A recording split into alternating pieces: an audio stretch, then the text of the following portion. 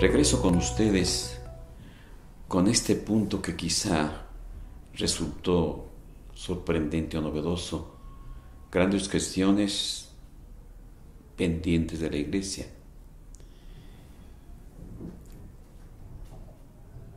Indudablemente que la Iglesia está saturada de cuestiones, pero en este caso necesario es que puntualicemos y nos enclavemos en algunos. Primero, la fe en la sociedad tradicional y en la sociedad moderna. Dijimos que la Iglesia no se da en el vacío. En la sociedad tradicional a la Iglesia le fue muy bien, porque independientemente de que la cultura se transmitía por costumbres, por vivencias, por ambientes, por signos muy hechos, la parte fundamental era la Iglesia, que legitimaba todo. Dijéramos, era como el papá y la mamá que le da aceptación a toda la conducta de los hijos. Sin embargo, al reconocer que fue el factor más legitimante de los procesos culturales, la sociedad ha cambiado. Y poder dar un dato: si en la sociedad tradicional el 10% de la gente vivía en áreas urbanas y el 90% en la ruralidad, la tradición, ahora el 90% vive en la sociedad industrial y el 10% en la rural. Esto no solamente es un traslado geográfico, sino de mentalidad. Y por eso el reto es, si aquella fe que se transmitía por costumbre y muy bien transmitida por instituciones muy firmes como la familia, la iglesia y la iglesia en la parroquia, ahora ya no es simplemente institucional, sino es de convicciones.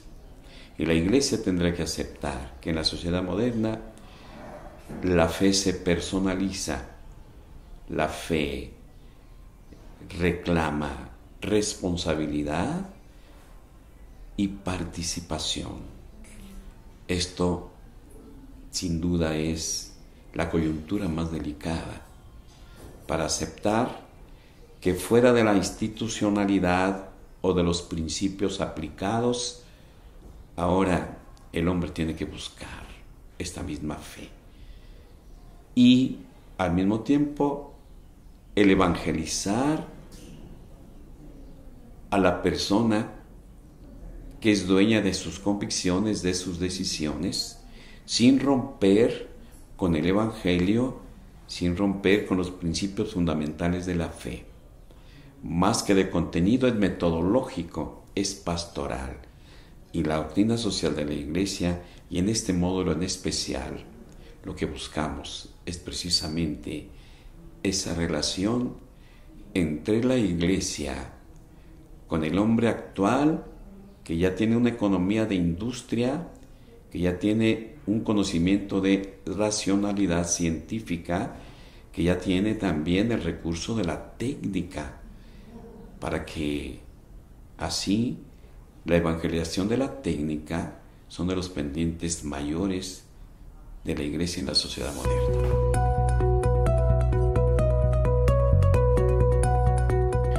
Hice mención de que el hombre de ahora tiene un pensamiento más maduro. Y decir maduro es más responsable, donde ya empieza a ser agente de su propio pensamiento, de su visión de las cosas, de visión de la vida, de su visión del hombre, que esta es la cultura. Se ha convertido en un pendiente muy fuerte para la Iglesia, porque ahora no es guiarse por las costumbres, sino por los principios a través de los cuales el hombre se explica ya muchas cosas que antes se recibían por lo religioso. Ha sido una liberación cuando el hombre mismo se hace responsable de lo que ve, de lo que vive, de lo que analiza y de lo que proyecta. Debo insistir en que la cultura actual, su base es lo que decía Max Weber, el sociólogo de la cultura, la racionalidad científica, para retirar lo mágico del pensamiento religioso, para retirar lo impositivo de la educación, para darle mayor participación a la política. Esta cultura, con las características de la secularización, que no es ninguna negación de la fe del Evangelio, sino es la madurez de las ciencias temporales, que dejan la tutela en lo que les corresponde del Evangelio, de la Iglesia, para hacerse responsables de la educación del hombre, en lo que les corresponde. De tal manera que la secularización no es una negación de Dios, no es una negación de la religión, no es una negación de la Iglesia, es un redimensionamiento de la Iglesia en los fenómenos de la sociedad moderna. Que esto es una maravilla y una gran oportunidad para que la Iglesia misma recoja su riqueza que tiene el Evangelio e inculturarla en los fenómenos de la sociedad moderna. La otra característica de la cultura actual es el pluralismo. Y el pluralismo religioso, que habla no de un relativismo de la verdad, sino que es caminos diversos para llegar a esta verdad. Y en este caso, el pluralismo religioso para llegar también a la verdad del Evangelio en los puntos concretos que tiene esta sociedad, que está regida por un sistema socioeconómico que llamamos el capitalismo, que tiene su cultura y que al mismo tiempo reta que la Iglesia tenga la propia, y la cultura propia para la sociedad moderna la recogemos de la doctrina social de la Iglesia, su pensamiento social cristiano que lleva el Evangelio a los puntos que le corresponde en los fenómenos de la sociedad actual.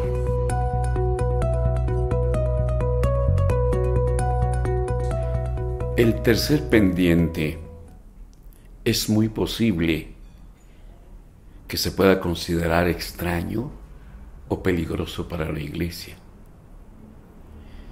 Porque la Iglesia no es un modelo político, empresarial o simplemente cultural. Sin embargo, el sistema democrático liberal es un condicionamiento que, si la Iglesia no ocupa su lugar, la obligaría a repetir sus planteamientos, porque en un sistema sociopolítico con el que la Iglesia convive, la llevaría a repetir el mismo sistema, a recoger sus contradicciones, o bien a pugnar contra el sistema cuando hiere la dignidad de sus hijos, cuando los guía fuera del modelo de hombre que el Evangelio nos ofrece. Por eso, al modelo democrático liberal, que ya no es consecuencia de un reino o de un imperio, sino ya en participación responsable y obligada por su propia vocación, la Iglesia, acostumbrada mucho tiempo a sistemas hasta dictatoriales o guiados por principios hechos, por mandatos sin participación del pueblo, aparece la República en el modelo democrático liberal, donde tendremos que apoyar la participación del hombre, pero siempre también con esa vocación de el modelo cristiano. No deja de ser un reto de ir desarrollando la capacidad de convivir con ese sistema nuevo, que sabemos de sus grandes raíces, la Revolución Francesa, con aquellos puntos tan interesantes como la fraternidad. Todo ello, indiscutiblemente, que lleva a la Iglesia a descubrirse en su participación política, en su participación social y en su participación económica, que son las fuerzas de un sistema. De 1891, cuando el pensamiento social de la Iglesia se asomó con el Evangelio actualizado a los aspectos sociales, indudablemente que también la Iglesia ha madurado en el camino. Y por eso, guiados ya por Gaudium et Spes, les recomiendo mucho que veamos ese capítulo que nos habla de la comunidad política y de la comunidad económica. Nos va a hacer mucho bien.